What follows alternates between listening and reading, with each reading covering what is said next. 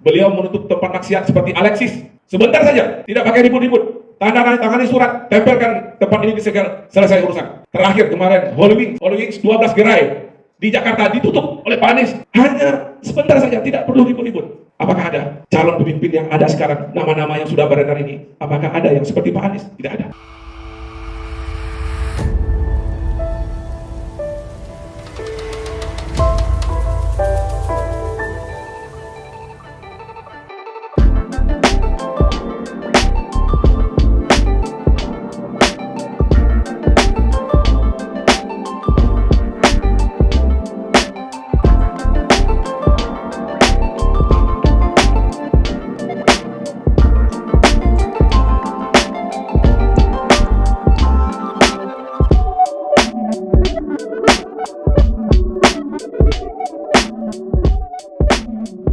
Visi dan misi kita jelas adalah memenangkan Anies Baswedan menjadi Presiden Republik Indonesia. Itu adalah tujuan utama kita. Cara kita bagaimana? Bapak Ibu sebagai relawan, sebagai pengurus dituntut untuk menaikkan popularitas dan elektabilitas Anies. Kita tidak punya hak untuk menentukan siapa partai politik pendukung kita. Kita tidak punya hak untuk menentukan siapa wakil presiden Pak Anies. Apakah Puan Maharani, apakah Agus Yudhoyono, ataukah yang lain. Kita tidak punya hak itu. Yang penting bagi kita mendukung Pak Anies untuk menjadi presiden. Tepuk tangan dulu. Banyak pertanyaan-pertanyaan, banyak kecemasan-kecemasan, bukan hanya kita, di grup nasional juga demikian. Waduh, nanti gimana? Kalau Pak Anies berpasangan dengan si Anu, bakal jadi apa kita? Nanti ulama tidak akan ikut kita. Itu tidak usah kita pikirkan. Proses akan berjalan terus. Masih lama perjalanan ini.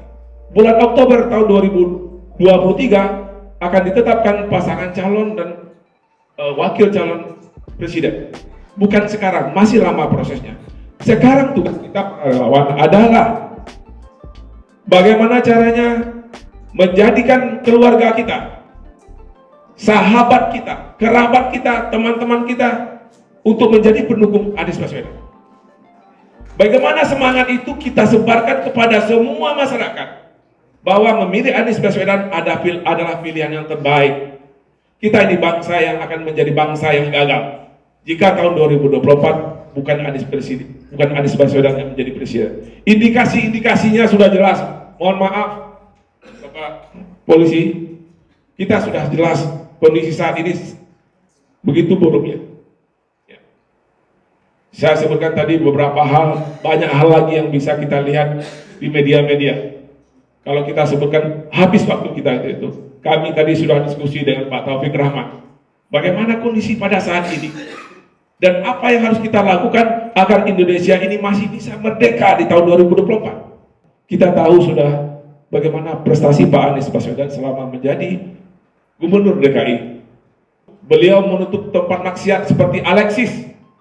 Sebentar saja, tidak pakai ribut-ribut. Tangani surat, tempelkan tempat ini disegel, selesai urusan. Terakhir kemarin, Holy Wings 12 gerai di Jakarta ditutup oleh Pak Anies. Hanya sebentar saja, tidak perlu ribut-ribut.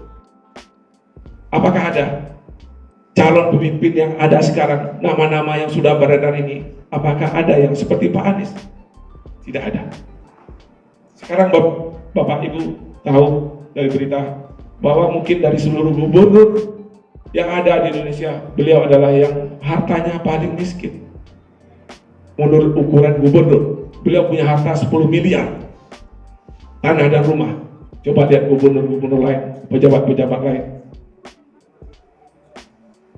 Itulah beliau, makanya beliau sampai saat ini aman. Karena beliau tidak pernah korupsi. Ada lagi satu hal yang sangat membuat kita terharu, Bapak Ibu. Bapak Ibu tahu bahwa pajak bumi dan bangunan di DKI itu tinggi sekali. Ada salah seorang mantan menteri yang harus menabung 7 juta satu bulan untuk membayar PBB 1 tahun berkisar 100 juta lebih di daerah Menteng sana. Apa yang dilakukan Pak Anies? Pak Anies membebaskan seluruh mantan pejuang, veteran-veteran pejuang, guru-guru sekolah, dibebaskan dari pembayaran pajak bumi dan bangunan. Jakarta International Stadium itu adalah stadion yang luar biasa indah, dengan kursi yang indah, dan dibangun oleh putra-putri bangsa. Tidak dibangun oleh kontraktor dari negara asing sana, tidak. Dari Indonesia. Tenaga-tenaga ahlinya dari Indonesia, pekerjanya dari Indonesia, dan begitu cepatnya selesai, tiba-tiba sudah selesai. Itulah Pak Anies. Bagaimana beliau berhasil melaksanakan Formula E.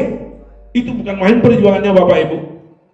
Sampai aspal untuk trek itu pun diboikot oleh pemasok aspal, entah perintah siapa, sehingga pada menit-menit terakhir akhirnya aspal itu dibuat oleh Jakon, Jaya Konstruksi, kontraktor yang membangun itu. Karena pemasok aspal tidak ada yang mau memasok aspal, Pak. Itu cerita Pak Anies kemarin, hari Ahad kemarin. Tidak ada pemasok aspal yang mau membantu memasok aspal untuk sirkuit.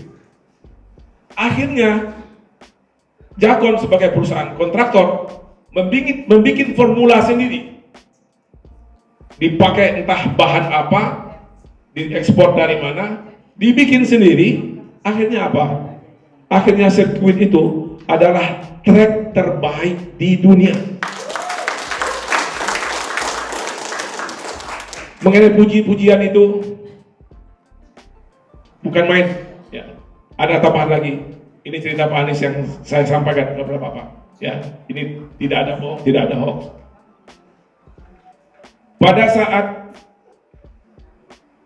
pertandingan Formula E, ya, semua tribun VIP penuh, sudah sold out, terjual 1.000 tiket. Itu sudah diborong oleh masyarakat dan termasuk oleh para petinggi-petinggi BUMN. Pada saat terakhir, Pak Presiden memutuskan untuk hadir di acara itu, padahal sebelumnya tidak terencana. Pak Anies dan panitia kelabakan karena kursi VIP sudah terjual semua, Ustaz. Sudah terjual semua. Di mana Presiden dan rombongan akan dimasukkan? Rombongan Presiden minta 200 tempat, sedangkan tiket sudah terjual semua. Mau dikembalikan duit orang nggak bisa. Akhirnya mereka pasrah. Tengah malam, besok paginya pelaksanaan, tengah malam Pak Anies angkat tangan, tidak bisa berbuat apa-apa lagi. Apapun yang akan terjadi, terjadilah besok. Kemungkinan orang akan ngamuk-ngamuk di situ, kemudian akan diviralkan, akan diributkan di medsos. Pak Anies sudah pasrah. Tapi apa kejadian? Pagi harinya, beliau dan panitia diberitahu oleh para direktur BUMN bahwa mereka tidak bisa hadir di acara tersebut. 200 tiket yang tadinya diperuntukkan bagi para direktur tadi, BUMN tadi, akhirnya bisa dipakai oleh rombongan Presiden. Inilah yang terjadi Bapak Ibu. Tetapi itu tidak sampai di media. Itu kami terima langsung dari Pak Anies.